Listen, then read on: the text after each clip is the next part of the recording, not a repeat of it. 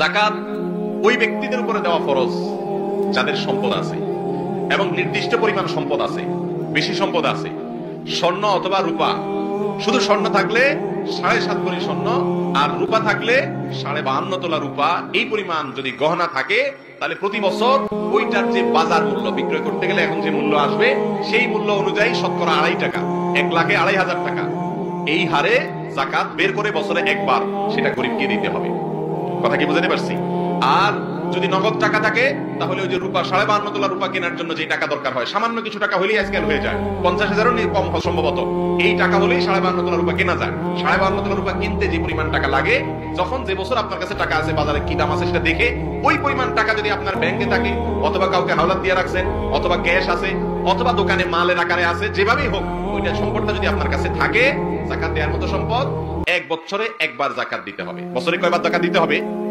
অনেক মানুষ আছেন যে আমরা মনে করি গরিব, অথচ তার উপরে যাকাত ফরজ, কারণ 52 তোলা রূপার দাম সামান্য, এই টাকা আজকাল অনেকের কাছেই আছে।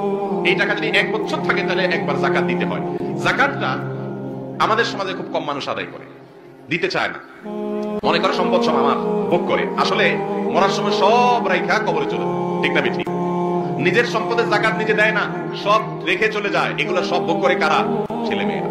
ভাইরা আমার, যাকাত যদি কেউ না দেয়, আল্লাহ বলেছেন ইয়াউমা ইউহমা আলাইহা ফি নারি জাহান্নাম, কিয়ামতের দিন আপনার সম্পদকে জাহান্নামে ফেলে রেখে আল্লাহ পুড়ে ছাই করবেন না, বরং লোহার মতো এটাকে গরম করবেন, উত্তপ্ত করবেন।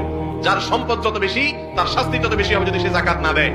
আর ওই পাতকে গরম করার পরে তার কপালে, তার পিঠে, বুকে, তার দুই পাশে পিঠে ছেক দেয়া হবে আগুনের, সেই পাত দিয়া শাস্তি দেয়া হবে এবং বলা হবে ফাযুকু মা কুনতুম তাকনিজুন, দুনিয়াতে যে যাকাত না দিয়ে আমার করে সবকাল ধরে রাখছো, গরিব দুঃখীর দাও নেই, এখন তার সাজা ভোগ করো। ভাইরা আমার, এইজন্য যাকাত দিতে হবে যাদের সম্পদ আছে। সম্পদ থাকলে হিসেব করে আলেমদের কাছে যা জিজ্ঞাসা করে আপনার সম্পদের যাকাত আসে কিনা, আসলে কত টাকা আসে, বছরে কখন আসে, হিসাব করে বের করে যাকাত দিয়ে দিবেন। আমাদের সমাজে বেশিরভাগ মানুষের জন্য যাকাত দেওয়াটা সহজ, বিশেষ করে সাধারণ মানুষ যারা আমরা মধ্যবিত্ত বা সাধারণ যাকাত আদায়কারী, অনেক বড় শিল্পপতি ব্যবসায়ী না, তাদের জন্য যাকাত দেওয়া একেবারে সহজ।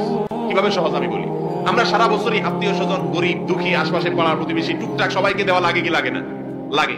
আজকে ভাগ্নির বিয়া, পরশু ভাতিজির বিয়ে, তরশু এলাকার একটা গরিব মানুষের চিকিৎসার খরচ লাগে, এরকম টুকটাক কাজে আমাদের সবসময় দেওয়া লাগে কি লাগে না? এই লাগাটা, এই দেওয়াটা আপনি শুধুমাত্র যাকাত থেকে হিসাব করে করে দিবেন। কোত্থেকে দিবেন? যাকাত থেকে, বাস, তাহলে হয়ে গেল। যাকাত সারা বছর ধরে দেওয়া যায়।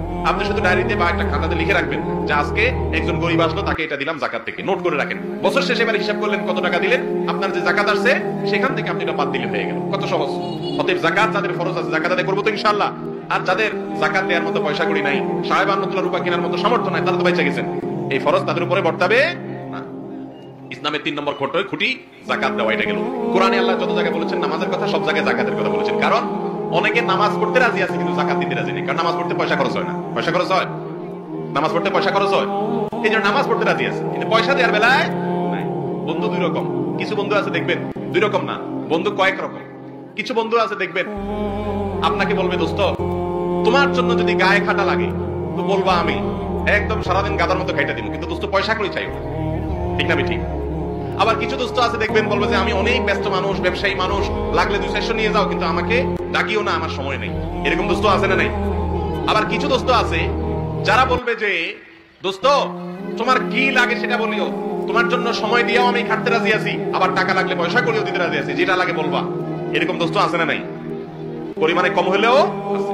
আবার কিছু দোস্ত পাইবেন যে যারে আপনি কিছুতেই পাবেন না, তাকে কাজের সময়ও পাবেন না, পয়সার কথা বললে সে চম্পট। এরকম দোস্ত আছে না নাই? তো আল্লাহর বান্দাও এরকম 4 প্রকার।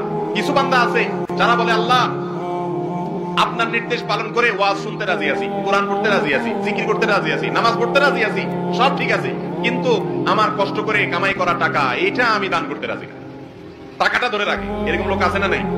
সবকিছু করতে রাজি আছে, যাকাত দিতে রাজি না, দান করতে রাজি না। আবার কিছু লোক আছে যারা টাকা পয়সা দিতে রাজি আছে, বড় লোক মানুষ, মাহফিলে 50,000 দিয়ে দিবে, মাদ্রাসা 1 লাখ টাকা দিয়ে দিবে, মসজিদে রড কিনে দিবে, সব ঠিক আছে, মাগার নামাজটা পড়বে না, ঠিক না ঠিক? আছে না এরকম? এরা কেউ খাঁটি বন্ধু না, এরা কেউ খাঁটি আল্লাহর গোলাম না, যে শুধু নামাজ পড়ে কিন্তু টাকা দেয় না। আরেকজন টাকা দিতে রাজি, নামাজ পড়তে রাজি না, সময় দিতে রাজি না, এরা কেউ আল্লাহর খাঁটি গোলাম হতে পারে না।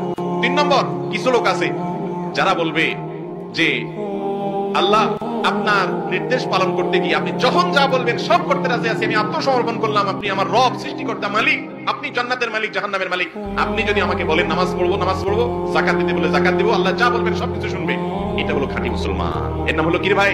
খাঁটি মুসলমান। আর সবচেয়ে বড় বেজাল্লা মুসলমান হলো নামে মুসলমান, শুনতে রাজি আছি, নামাজের বেলায়ও নাই, যাকাতের বেলায়ও নাই, গায়ে কাটতেও রাজি না, পয়সা দিতেও রাজি। এরকম মুসলমান আছে না নাই? আল্লাহ তাআলা আমাদেরকে খাঁটি মুসলমান হওয়ার তৌফিক দান করুন, বলুন আমিন।